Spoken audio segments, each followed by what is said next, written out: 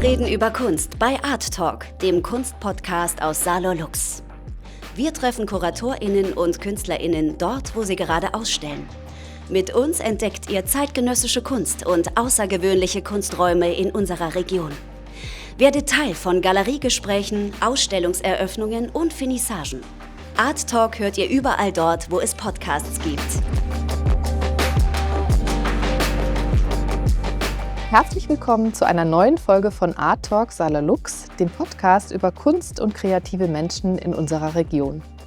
Ich bin Verena Feldbausch und heute freue ich mich ganz besonders auf ein Gespräch mit der Bildhauerin Sigrun Ólafsdóttir. Sigrun studierte Bildhauerei in ihrer Heimat Reykjavik in Island und setzte ihr Studium in freier Kunst und Bildhauerei bei Wolfgang Nestler an der Hochschule der Bildenden Künste Saar in Saarbrücken fort. Hauptmedien der Künstlerin sind Zeichnung und Skulptur. Ihr zentrales Thema ist das Verhältnis von zwei sich bedingenden Kräften, zum Beispiel Bewegung und Ruhe, Statik und Dynamik, Schwere und Leichtigkeit.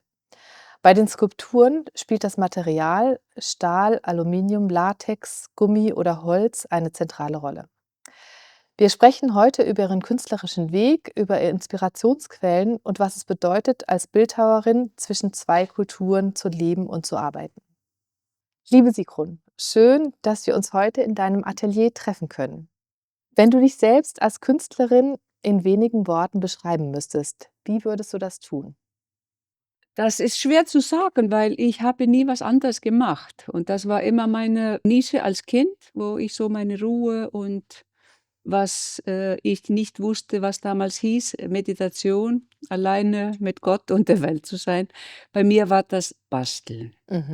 Und damit habe ich nie aufgehört. Ja, das ist doch eine schöne Aussage schon mal.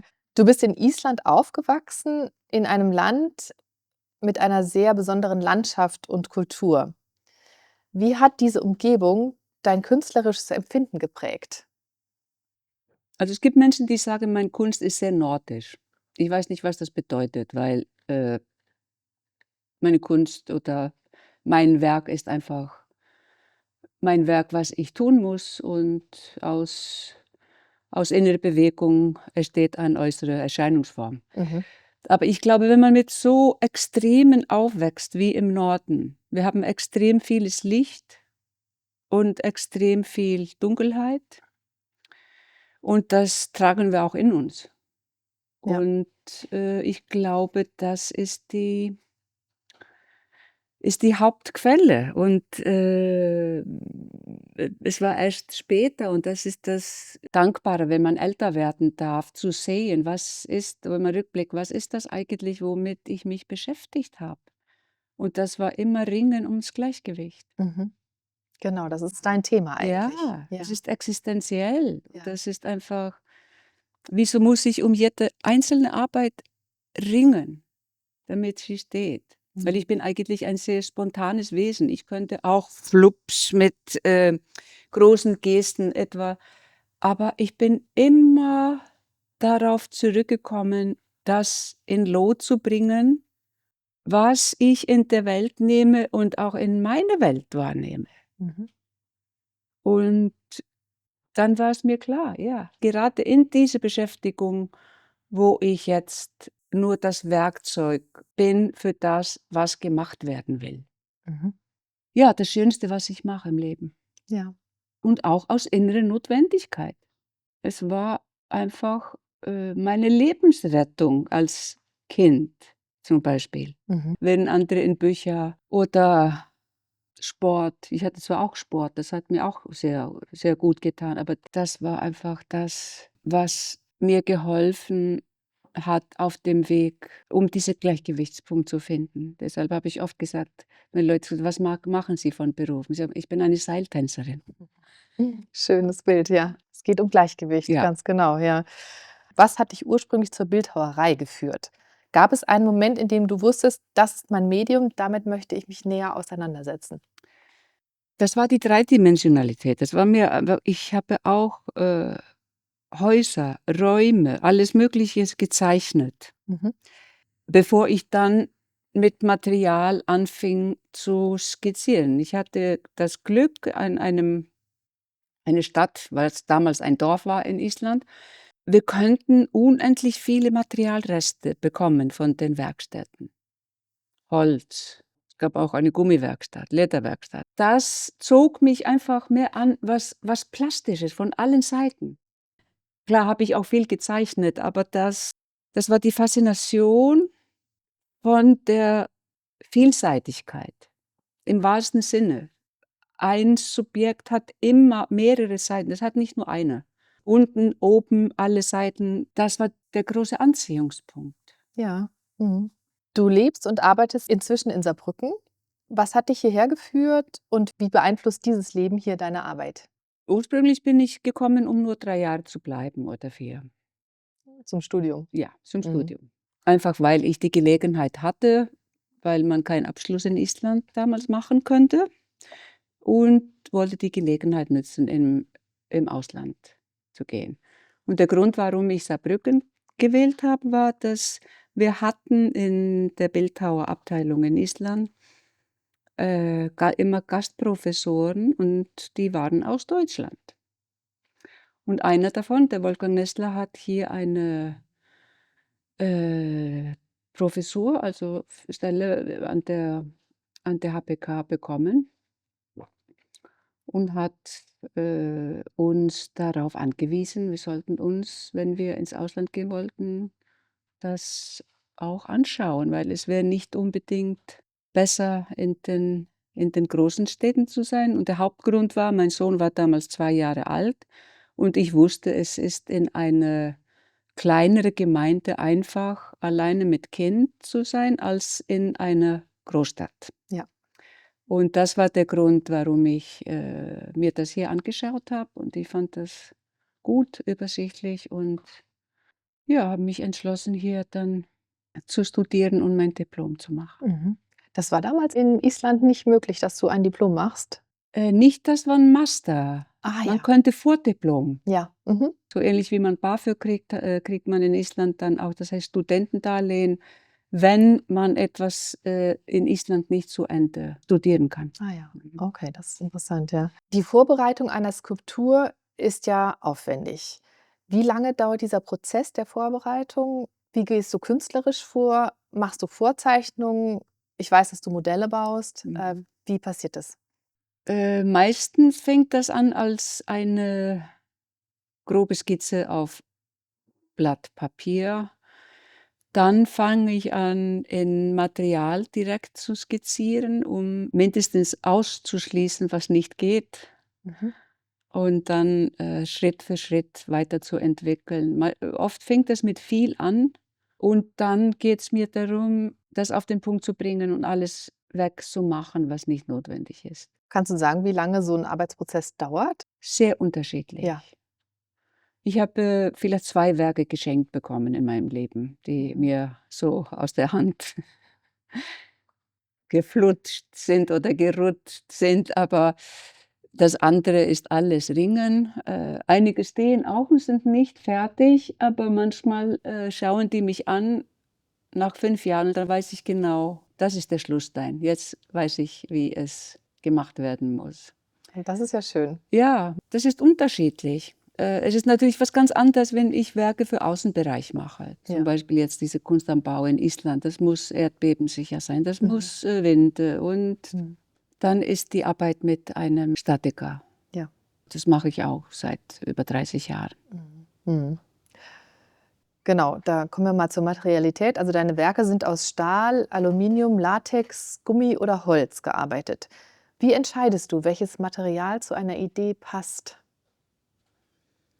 Das kommt auf das Werk selbst. Also klar bin ich ein Materialist, weil ich mit Material arbeite. Mhm. Aber das Material an sich, so wie bei Steinbildhauer oder Stahlbildhauer, war nie mein Medium, sondern einfach das Material, was der Idee entspringt. Zum Beispiel, wenn ich etwas Fragiles, Zerbrechliches machen will, dann mache ich das aus meinem Holz.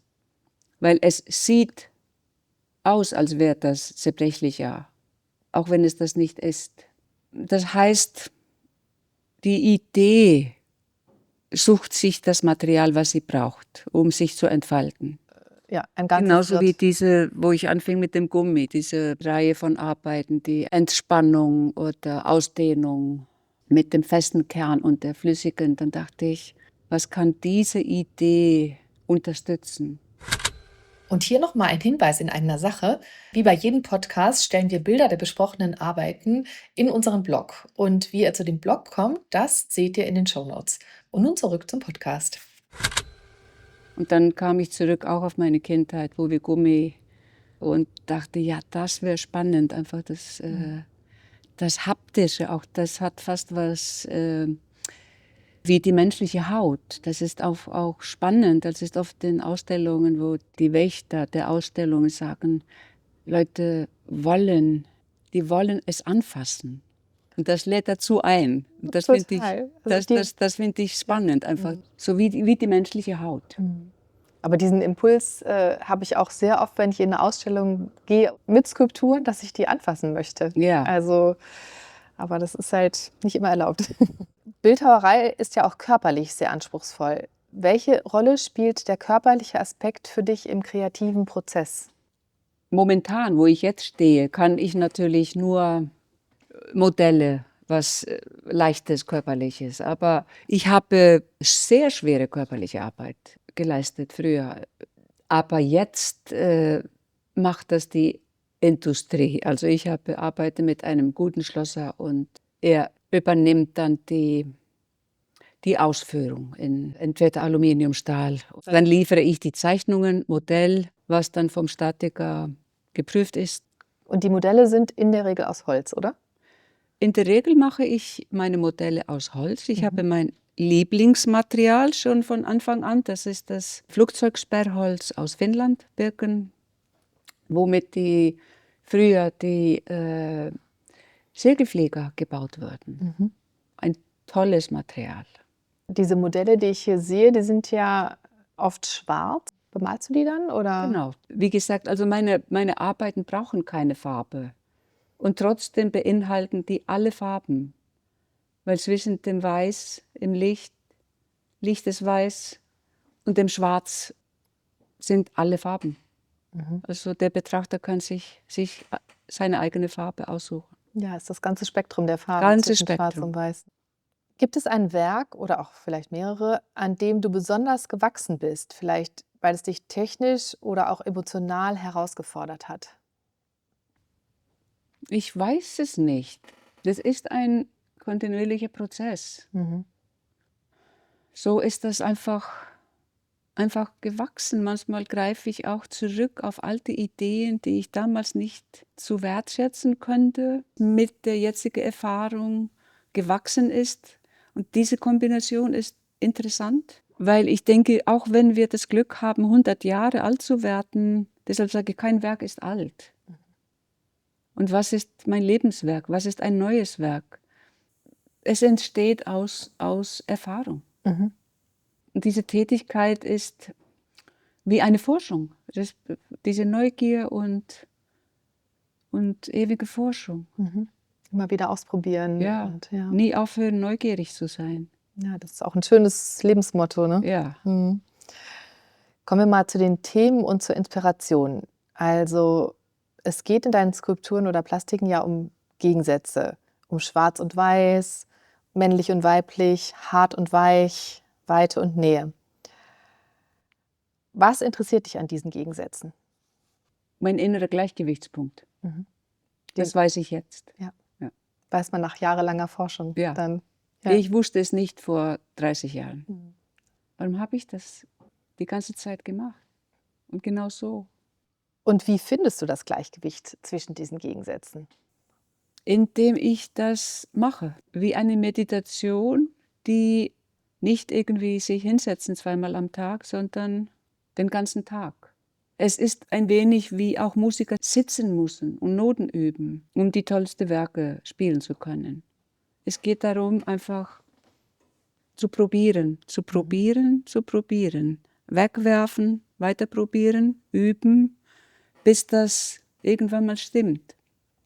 Und das meine ich mit dieser Meditation. das Innehalten, trotz aller Möglichkeiten, die Sachen gegen die Wand zu schmeißen und sagen, wie ich früher gemacht habe, ich bin unbegabt, wofür habe ich 8 Jahre Kunst studiert, wenn daraus nichts kommt. Und das ist jetzt der Unterschied, einfach mit mehr Geduld und Verständnis für das Ganze. Das ist einfach Üben, Ausdauer, Entschlossenheit. Und wenn etwas nicht stimmt und anfängt mich zu ärgern, mich hinsetzen und sagen, okay, jetzt ist Zeit nach Hause zu gehen und morgen schaue ich mir das an. Das ist gut. Ob das wirklich so schlimm ist, wie ich das jetzt genau sehe. Das ist der Unterschied halt. Dass du nicht mehr alles gegen die Wand schmeißt, sondern einfach sagst, okay. Vielleicht ist Pause angesagt. Genau. Und deine Plastiken sind oft nicht statisch, sondern eben in Bewegung, zum Beispiel bei dem Tänzer. Diese Plastik bewegt sich, sie ist dynamisch. Warum ist das wichtig für dich? Weil ohne Bewegung stagniert das Leben und alles. Nicht alle meine Arbeiten sind so, aber jetzt sprechen wir über den Tänzer. Ja. Ich sehe die auch als Körper. Ich habe immer so 1:1 ich und mein Gegenüber, der auch etwas Menschliches, ist vielleicht zu viel gesagt, aber es ist auch ein Individuum. Deshalb war ich nie für Sockel. Ich war möglichst für etwas, was selbst alleine auf dem Boden steht, ohne Hilfe zu brauchen. Und irgendwann mal kam es zu dem Tänzer. Und ich wusste, das braucht eine sehr leichte Seite und eine sehr schwere Seite.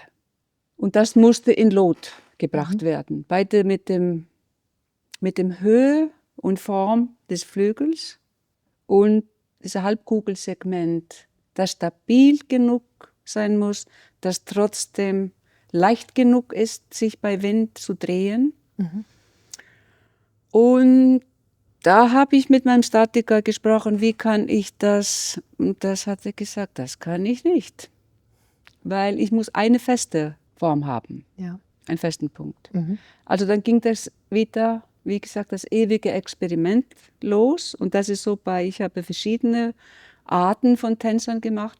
Und jeder ist nur für sich selbst gemacht. Ich kann ihn nie zweimal machen, weil wie die Gewichte und wie diese Halbkugelschale ausgelotet wird, ist eine einmalige Sache, wo es ständig probiert werden muss. Mit der Bewegung des Flügels, mit der Neigung des Flügels, in Kombination mit dem Durchmesser was da unten steht. Und dass es trotzdem sich bewegen kann.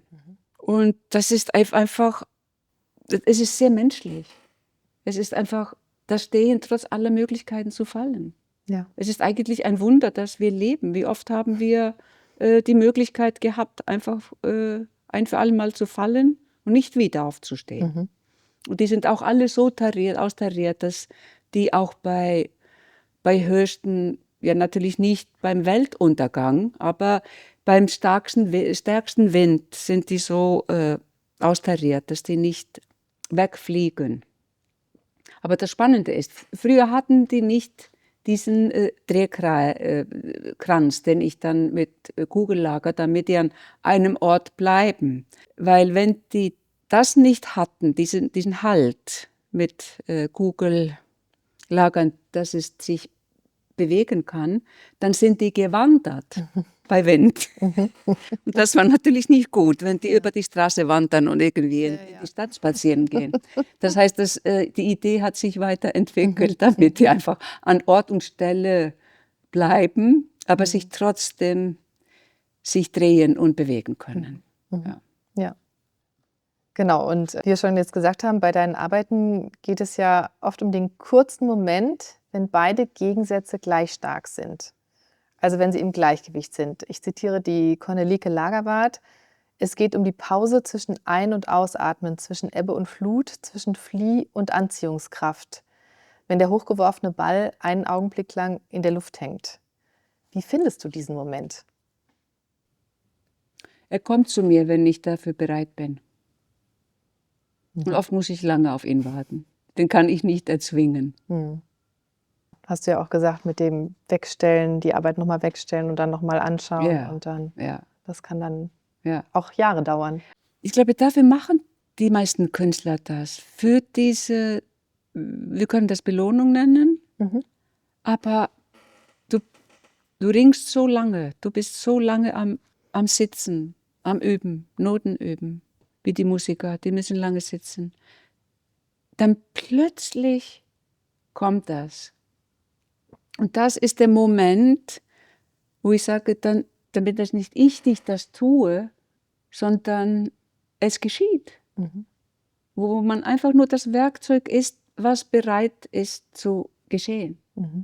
Das zuzulassen. Zuzulassen und offen dafür zu sein. Es geht auch um diese Offenheit für diesen Moment. Und diesen Moment kann ich nicht erzwingen. Ja. Das ist das A und O. Das ist, glaube ich, da wo es mir ziemlich früh klar war, dass ich kann mir nichts anderes vorstellen, als das zu machen.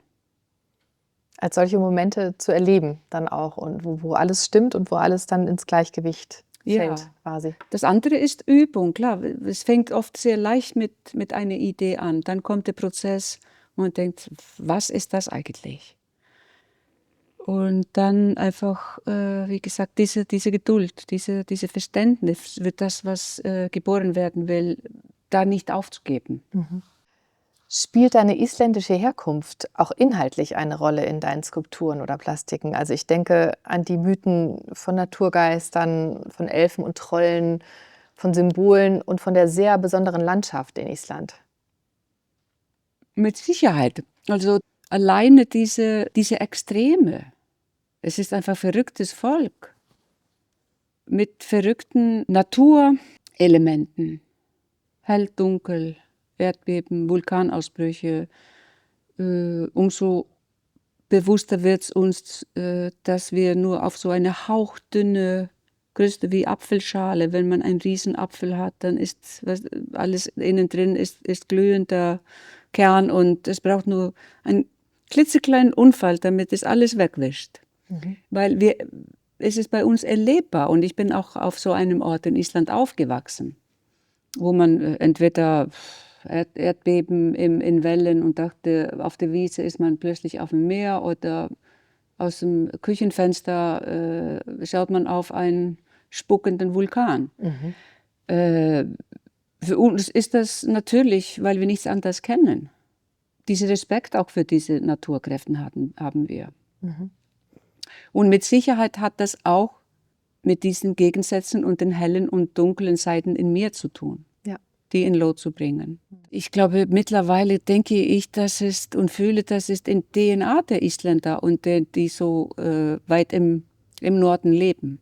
Geht man denn auch anders in Island mit dem Tod um? Weißt du, das ist so. Wir haben durch den Heidentum und auch Christentum eigentlich das Beste von beiden, als die unterwegs waren, die Christen. Ja. Dann hat unsere heidnische Häuptling sich Tag und Nacht unter Fell gesetzt und hat zu seinem Volk gesagt, wir nehmen den Christentum so, sonst werden die uns alle schlachten. Aber die kommen nur zweimal im Jahr, um uns zu checken. Und wir haben das Schönste von beiden. Jeder Opa geht mit einem Kind, spätestens auch wenn er sagt, was ist das für ein, es gibt keine Elfen und Trolle, und zeigt dem Enkelkind das. Das heißt, ich sage, mein Opa war mein Ein und Alles. Ich hatte das Glück, meine Eltern waren so jung, die waren 20 und 23 und kannten sich nicht mal, als ich gezeugt wurde. Weißt du, es war einfach, meine Mutter fand es irgendwie Zeit zum Probieren, Sex zu haben, weil ihre Freundinnen das alle gemacht hatten. Und die ist beim ersten Mal schwanger geworden. Daran hat sie nicht gedacht. Die kannten sich nicht, meine Eltern. Und ja, man lebt einfach anders damit. Das ist einfach, wir werden auch manchmal beneidet. Ich sage auch, weißt du, die weggegangen sind wie mein Opa. Der war mein Ersatzvater. Ich war das erste Enkelkind und an seinem Geburtstag geboren. Und er hat lange darauf gewartet, weil meine Oma und Opa hatten die 3 ersten Kinder verloren bei der Geburt. Und meine Mutter und meine Tante haben gelebt. Das heißt, und er liebte Kinder und hat auf Kinder gewartet. Und Die Beziehung zwischen meinen Eltern war sehr schwierig und ich hatte immer meine Nische bei Oma, Opa. Und ich dachte, Gott wird sterben, als ich 14 war und mein Opa im Sterben lag. Und dann hat er gesagt, Sigrun, du weißt, ich werde nie von dir weggehen, auch wenn du mich nicht mehr siehst. Ich werde immer bei dir sein. Und du brauchst mich nur rufen und ich komme. Und das schwöre ich dir. Ja, schön. Und das ist auch immer so gewesen. Wir sind nicht in Gottes Angst oder Gottes Furcht. Wir sind gläubig, aber nicht religiös. Ja. Das ist der Unterschied. Ja. Wir glauben, aber es ist nicht so der strafende Gott. Wir gehen in die Kirche immer, Weihnachten und so, weil es ist einfach für die wunderschöne Musik. Die Pfarrer halten das auch kurz, weil die wissen, Leute kommen für die schöne Weihnachtsmusik und für das ganze. Für die Atmosphäre so. Ne? Ja, und mein Urgroßvater war der berühmteste Pastor, den in Island gab. Über ihn wurden mehrere Bände geschrieben.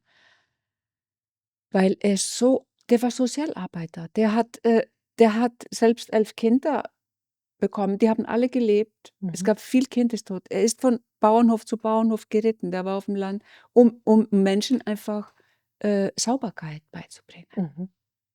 Und weißt du, so das Menschliche. Und auch wenn es auf dem Land und die Bauern kamen zur Kirche sonntags, dann hat er die Predigten auch kurz gehalten, weil die Leute waren da gekommen, um zu schnuppern und zu küssen. Und weißt du, die jungen Leute wollten lieber Hand in Hand und irgendwo auf der Wiese ein bisschen knutschen. Weißt du, es ging um die Menschlichkeit. Ja.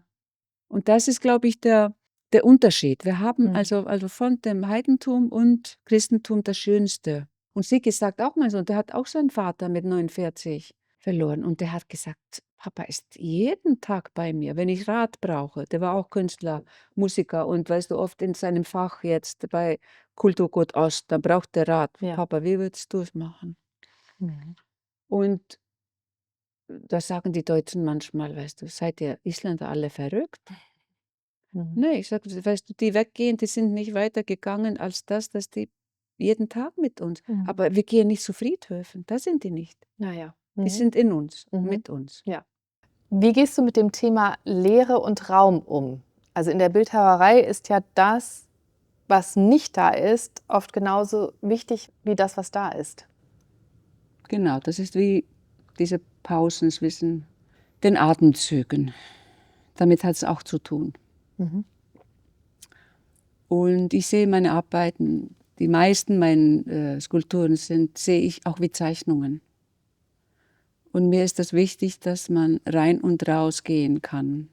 Mir war es auch wichtig, zum Beispiel bei der Arbeit in der Stadt Duo, dass es gleichzeitig, weil es sollte, auch wenn es nicht so geworden ist, es sollte ein Platz werden, was das nicht geworden ist, weil wir haben andere Informationen zu dem Ort bekommen.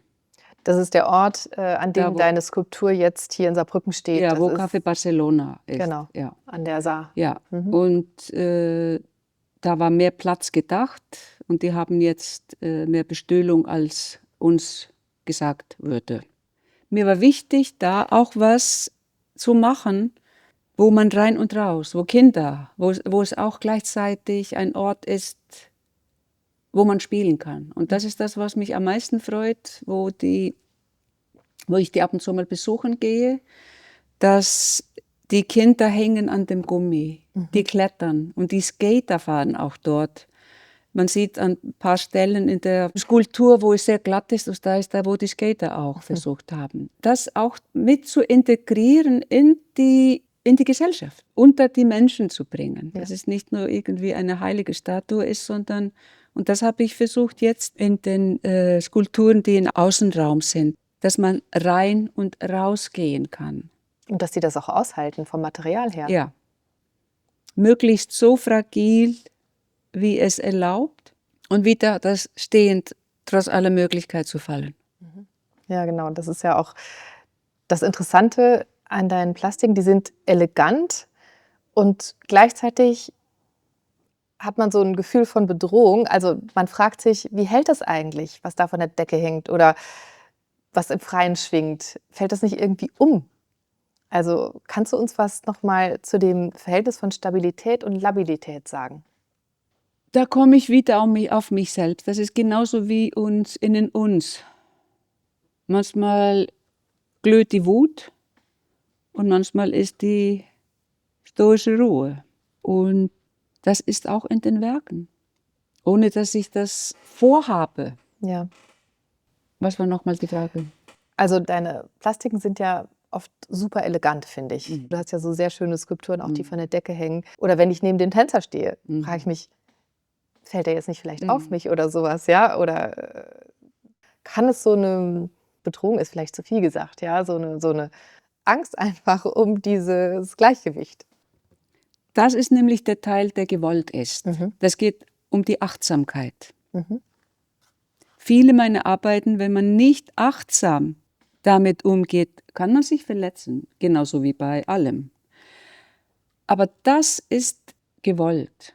Die Achtsamkeit war nie so notwendig wie jetzt, weil es ist die Unachtsamkeit und die Ignoranz, die uns einfach in der Welt gebracht hat, wo wir jetzt stehen.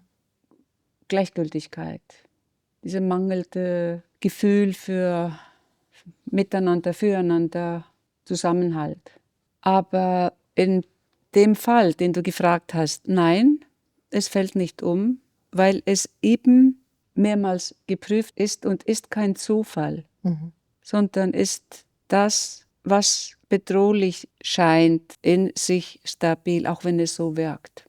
Ja. Es ist so die Erinnerung daran, was auch passieren kann. Und das ist wiederum auch diese beiden Seiten in mir, die ich sehr gut kenne. Weil ich kenne meine lichten Seiten, kenne auch meine Schattenseiten. Die sind nicht ohne. Und genauso wie wichtig ist für mich, das ins Lot zu bringen, gelten genau die gleichen Regeln für meine Werke. Ja. Und das ist wiederum, aus der inneren Kraft kommt die äußere Erscheinung. Danke, ja. Gibt es Künstlerinnen oder Künstler, die dich besonders geprägt oder begleitet haben? Ich habe mehrere Favoriten. Louise Bourgeois war immer eine. Eva Hesse. Ich könnte viele nennen. Da waren auch in den 80er Jahren die Briten, so wie Richard Deacon, Tony Craig und die Dan Flanagan und mehrere. Also ich habe eine unglaublich schöne Ausstellung gesehen in San Francisco. Das war 87, weil ich weiß, da war ich hochschwanger, wollte die Gelegenheit nutzen, bevor ein Kind kommt und einige Zeit in Anspruch nimmt.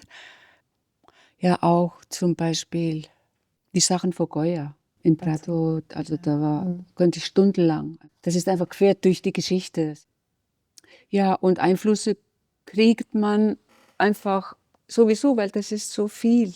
Und in den meisten Künstlern ist dieser Einfluss oder diese Erfahrung auf irgendeine Art und Weise neu interpretiert oder neu aufgefangen und in die Welt gebracht. Genau, und das ist ja das Interessante dann an dieser Kunst, genau.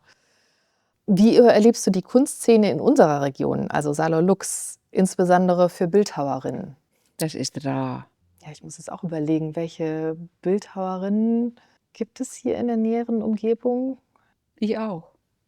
Es gibt einige, die beides machen, also die so in diese, wie sagt man, mit Klangkunst oder sowas, aber das ist nicht viel.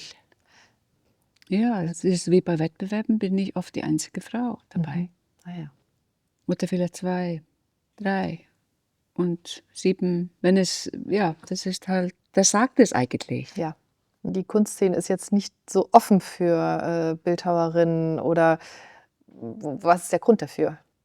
Es ist aufwendiger, du brauchst mehr Platz, es ist schwer, es ist unglaublich unpraktisch. Manchmal ist die, was habe ich hier gemacht? Wie mein Sohn, wo er mir geholfen hat, hier beim letzten Umzug. Mama, warum hast du dir nicht was Praktisches ausgesucht, so wie eine Bibliothekarin zu werden? Mein Lieber, ich habe jetzt keinen Humor dafür. Ja, ja. Nee, es ist klar, es ist viel einfacher mit zweidimensional. Einfach auch das auch zu lagern, Das stimmt, ja. Genau, und da kommen wir jetzt aber trotzdem noch zu deinen zweidimensionalen Arbeiten. Da haben wir nämlich gar noch nicht drüber gesprochen, zu den Zeichnungen und Malereien. Ja? ja. Ich finde, also oft, wie gesagt, die Skulpturen sind ja oft sehr, sehr filigran. Und bei den Zeichnungen habe ich ja auch schon mal so schwarze Röhren gesehen und ja, die sind eigentlich ziemlich massiv, ja. Wie entwickelst du deine Zeichnungen?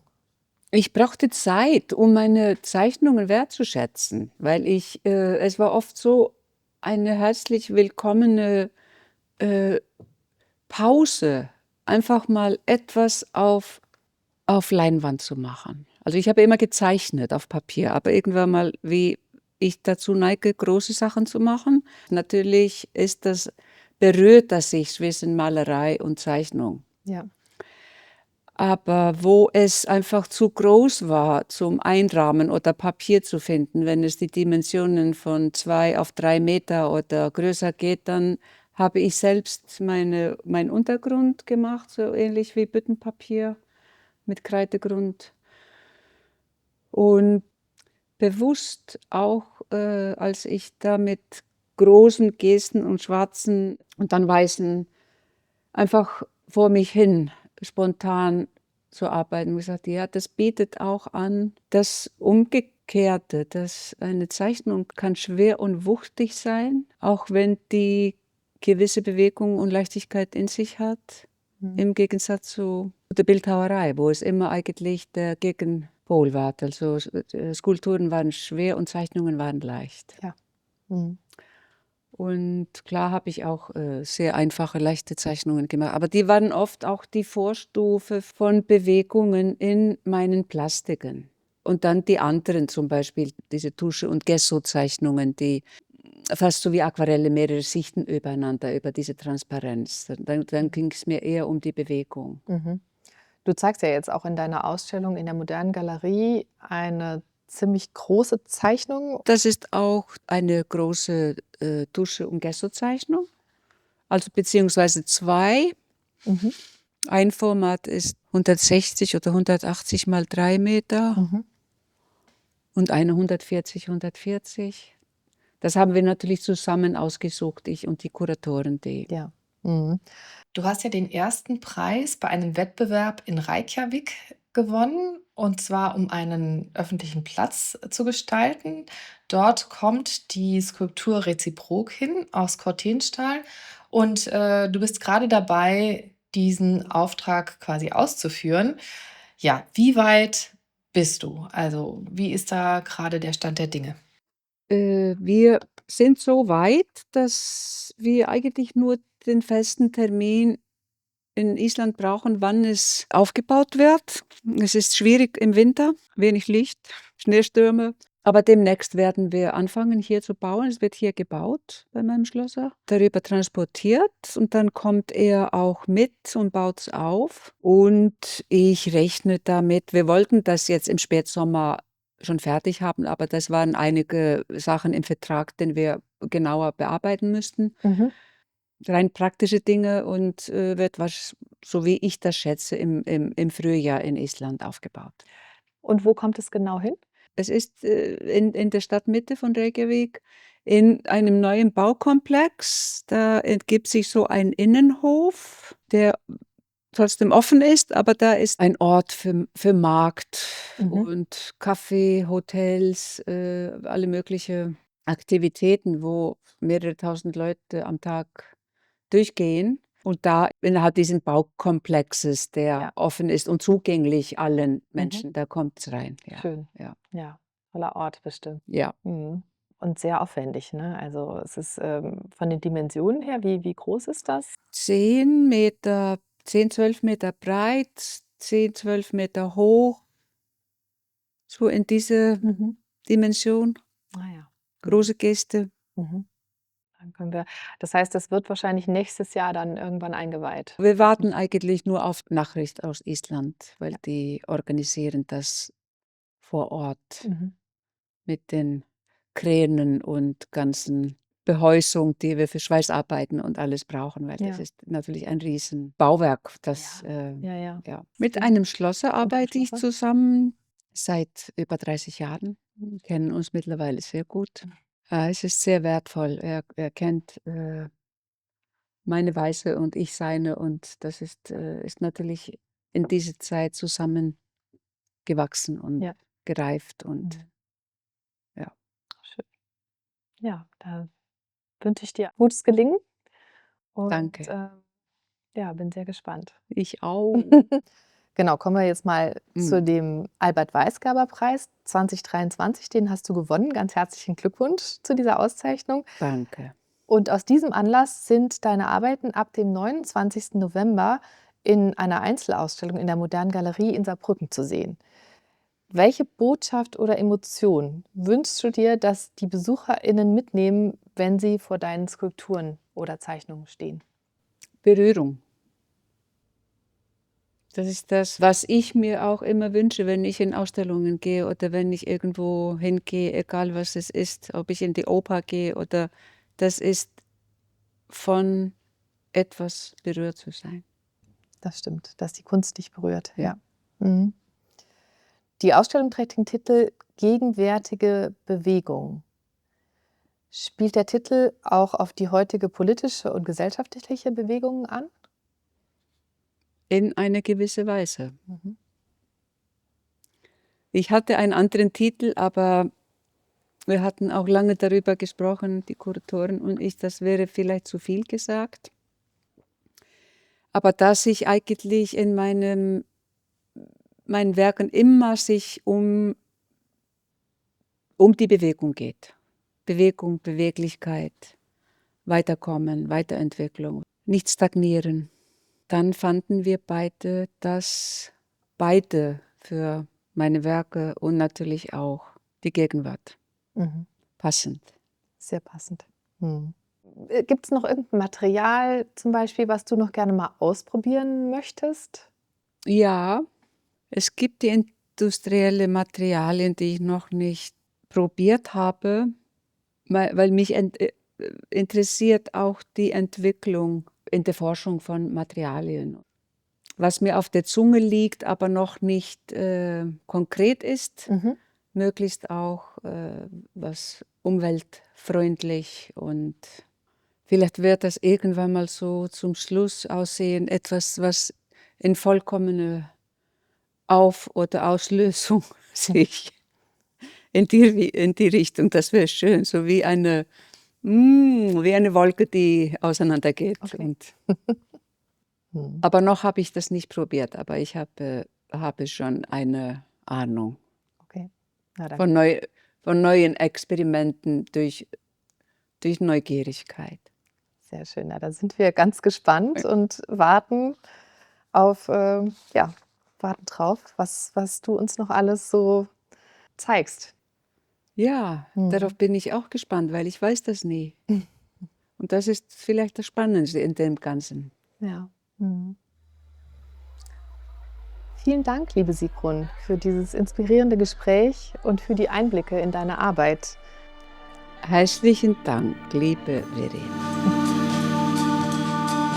Wer nun neugierig geworden ist und sich gerne die Skulpturen von Sigrun Ullerstüt anschauen möchte, der findet Informationen über aktuelle Ausstellungen und Arbeiten im öffentlichen Raum in den Shownotes. Das war Art Talk Saarloh Lux, der Podcast über Kunst und kreative Menschen in unserer Region. Ich bin Verena Feldbausch und danke euch fürs Zuhören und freue mich schon auf die nächste Folge von Art Talk Saarloh Lux. Bis dahin. Dir hat Art Talk gefallen? Dann hinterlasse 5 Sterne und empfehle uns deinen FreundInnen. Mehr Infos zu dem Podcast findest du in den Shownotes und in unserem Blog. Sei wieder dabei, wenn es heißt, wir reden über Kunst bei Art Talk, dem Kunstpodcast aus Saarloh Lux.